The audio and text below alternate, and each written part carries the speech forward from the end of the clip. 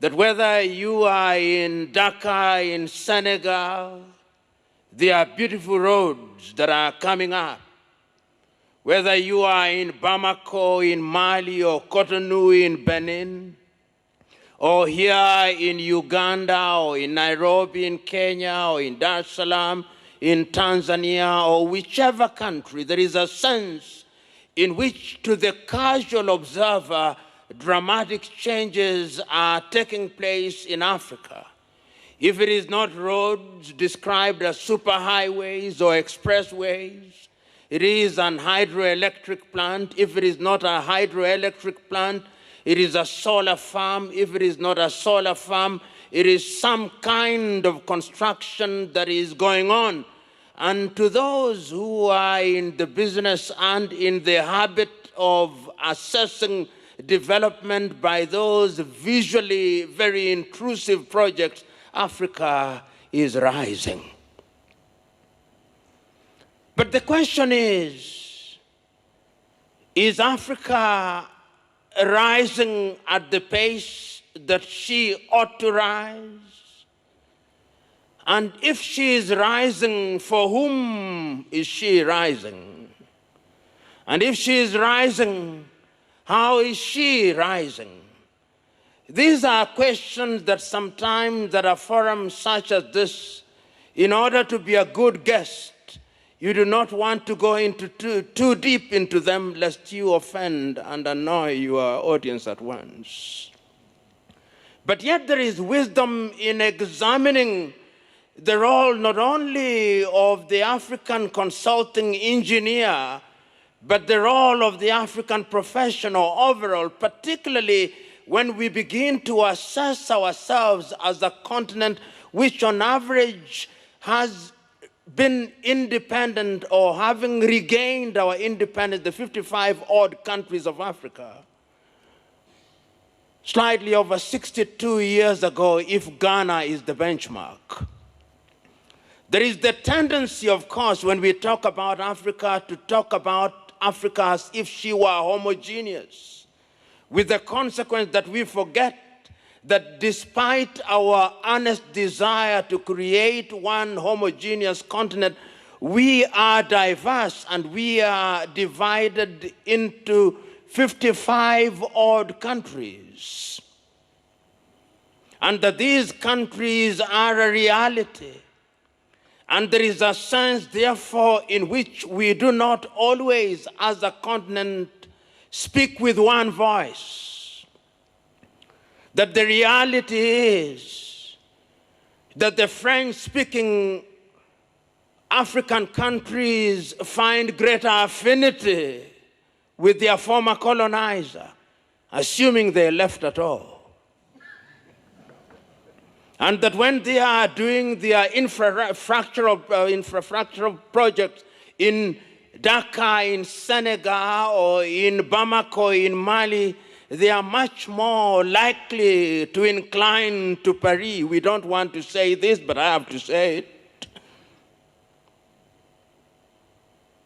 That when you are colonized by the Portuguese, you are Mozambican or Angolan or Cape Verdean or Sao Tome and Principe, that you are much more likely to incline to Lisbon. And that we don't want to speak about it because we want to be politically correct, but I am saying it. That if you are colonized by the British, despite you are not wanting to say it, we are much more likely to incline to London, and it will be much more, if we are not careful, if Brexit succeeds, but we don't want to say it. And much more recently, there is greater affinity to China and Beijing because they have the money, but we don't want to say it because we want to be nice.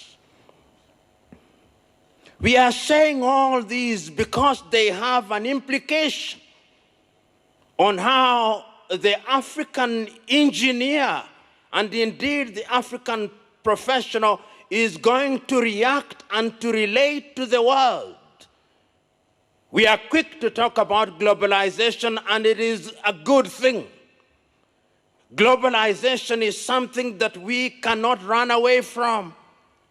But the question is, is Africa being gobbled in the name of globalization?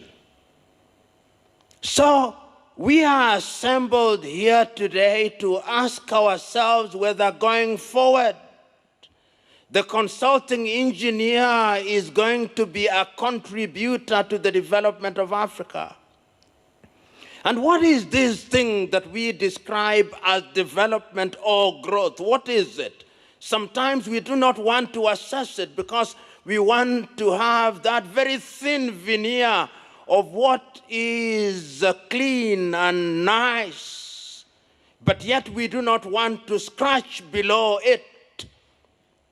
Because there is a sense in which Africa, permit me to use this medical term, schizophrenic.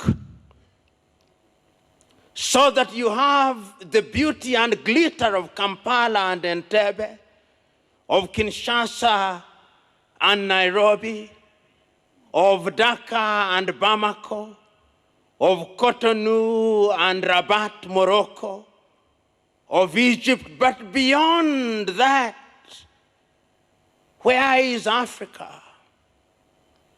Beyond the infrastructure, and it was not lost on me that in the opening remarks, the Vice President very ably and aptly told us how the connectivity exists between infrastructure and other things.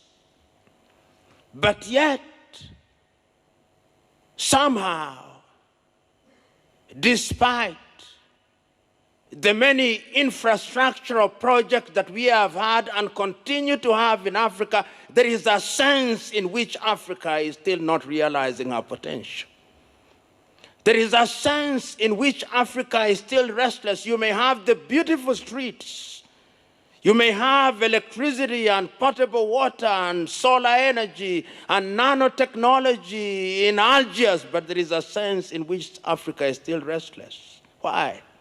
As we talk about growth and development and the role of the consulting engineer.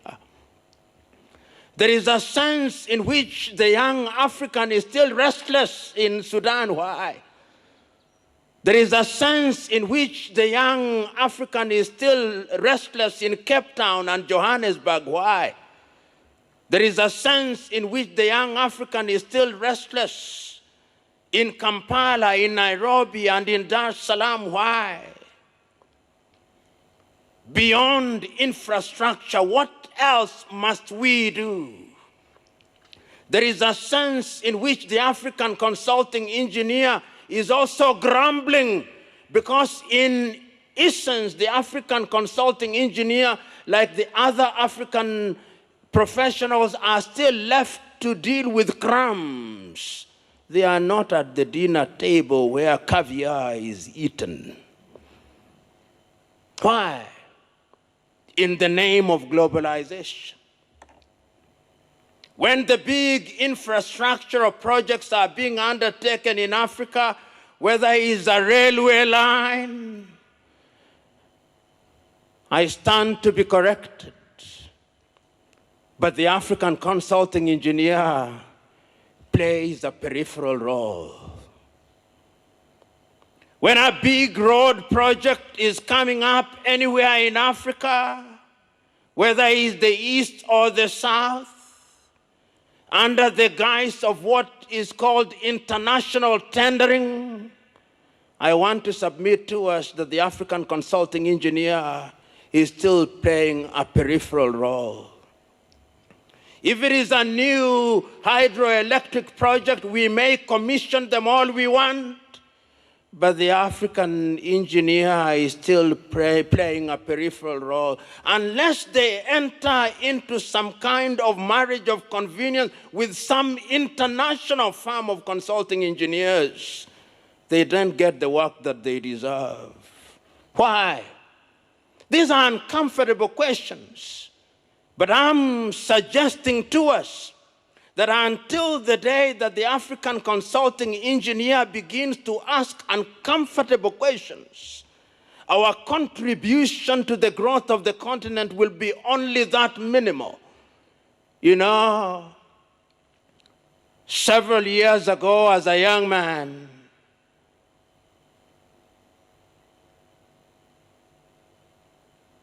I observed that we had major telecommunication companies, state-run, almost in every other African country.